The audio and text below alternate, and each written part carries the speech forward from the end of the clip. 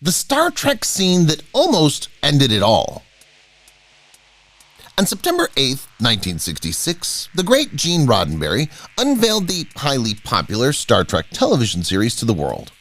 Star Trek was able to secure a foothold in the sci-fi cosmos via a protracted labyrinth of shifting conceptions, low budgets, new hires, and simpler, intellectually intriguing narratives.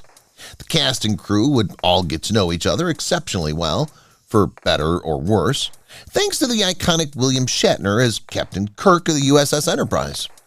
It should come as no surprise that there were numerous noteworthy Star Trek controversies, given that the show's creator, together with the cast and crew, were mainly building a totally new television environment. These Star Trek controversies speak for themselves, from small gossip and misunderstandings to acts of sexism and bigotry. These Star Trek controversies will enthrall you, whether you were old enough to see the original production when it first aired or became a fan via reruns. There was no omission of creator, producer, cast, or crew. Illegal uniform. With a very modest budget for the premiere, producers Robert Justman and Herb Solow avoided several standard Hollywood transactions. Rather than using union costumers, they said that they had their costumes made in a sweatshop overnight, evading notice by the crew by smuggling the finished pieces through a rear window of the studio. Is it sneaky or unethical? Spock or One? During the pilot's reshoot, Roddenberry was forced to choose between the satanic Spock and Number One, a female protagonist. He got rid of Number One because he thought he could do more with Spock's tale, but opted to give Spock her supposed rational but emotional absent demeanor. Suitable for TV? Star Trek had to go through multiple adjustments at the time, particularly when compared to today's television fare, since it was often too controversial. However, censors who pre-ruled the show often overlooked other allusions when hot sequences were judged for inappropriate material. In A Private Little War, a little quantity of clothes and a passionate kiss enabled the authors to insert a Vietnam War allusion into the show without it being detected. Shatners Odd Requests. William Shatner is a guy of great skill and great expectations. One of the original authors, Norman Spinrad, suggested that the captain be given the most words in all episodes, even if it meant sacrificing valuable dialogue for other characters. It's also significant that a September 1966 document said, "Please note that Leonard's credit is to be no more than 75% of the type that we afford to William Shatner." In other words, Shatner insisted that his name be physically bigger throughout the credits. Writing struggles. Although Roddenberry's sci-fi series had been authorized, he and DeSulu Studios immediately recognized that they needed scripts, and fast. The issue was that relatively few authors, even professional television writers, could understand the science fiction material. As a result, Roddenberry solicited screenplays from sci-fi magazine writers, novelists, and even office personnel. Because there was such a high demand for these scripts, it should come as no surprise that they were expensive. Angry rewrites. Roddenberry had a thirst for sci-fi screenplays and even went so far as to request an episode from the talented Richard Matheson, author of I Am Legend. But he had a bad habit of deleting the original copies. It was well known that he would rewrite screenplays, entirely removing disliked and superfluous concepts and elements. Another noteworthy writer of the period was Harlan Ellison, who penned City on the Edge of Forever. As predicted, the plot was dramatically altered, and Ellison even demanded a pseudonym for his name during the credits, which was rejected.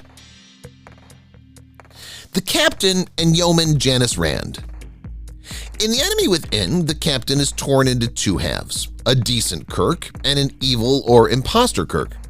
In one scene, the evil version confronts Yeoman Janus Rand about her affections with the imposter himself. He tries to make a move, but she manages to flee. Grace Lee Whitney, who portrays Yeoman in the episode, had this to say about it. In a badly driven out-of-character moment, Mr. Spock jabs me about my sentiments for the wicked Kirk. Spock has a malicious grin on his face and tells me, "The imposter had some very fascinating traits, wouldn't you say, Yeoman?" My reaction was to disregard the remark, continuing, "I can't think of a more cruel and insensitive comment a man could make to a woman who has just gone through such a traumatic event." Enjoying the cast. Roddenberry was still married to his first wife, Eileen Roddenberry, when the series started production. It was well known around the studio that he was having affairs with both Majel Barrett and Nichelle Nichols. Barrett and Roddenberry even shared an apartment for the first few weeks of main photography. After his relationship with his first wife ended, he married Barrett, who was dubbed the First Lady of Star Trek. Avoiding the love. Shatner was the series' long-running star, while Leonard Nimoy became the audience favorite. When he was out and about, admirers were always around him.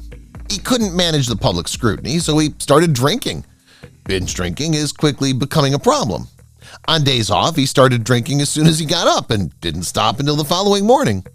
His co-workers and crew were aware of his addiction, yet he continued to show up to work, ready to film. False positive royalties. When NBC took up the show, composer Alexander Courage was to be paid royalties every time an episode aired. Unfortunately for him, Courage and Roddenberry agreed that the show's creator would earn half of the profits since he was writing the lyrics for the theme tune.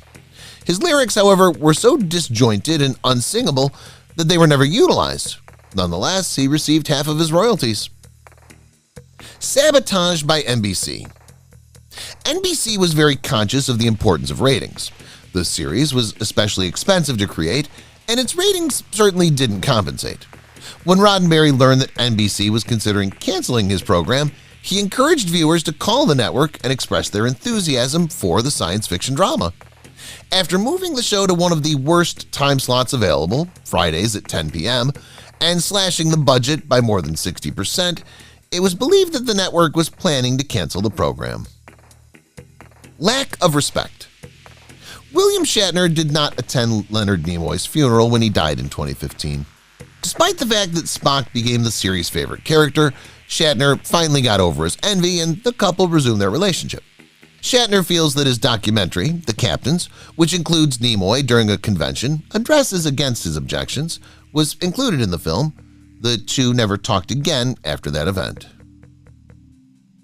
Initially rejected.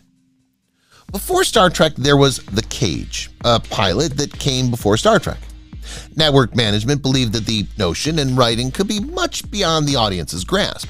Furthermore, they said that Spock seemed satanic and that having a female second-in-command would be too much for the viewers to bear, perhaps leading to the cancellation of the program. As a result, creator Gene Roddenberry changed the screenplay, recruited new actors, and modified the program in order for it to be cleared for production.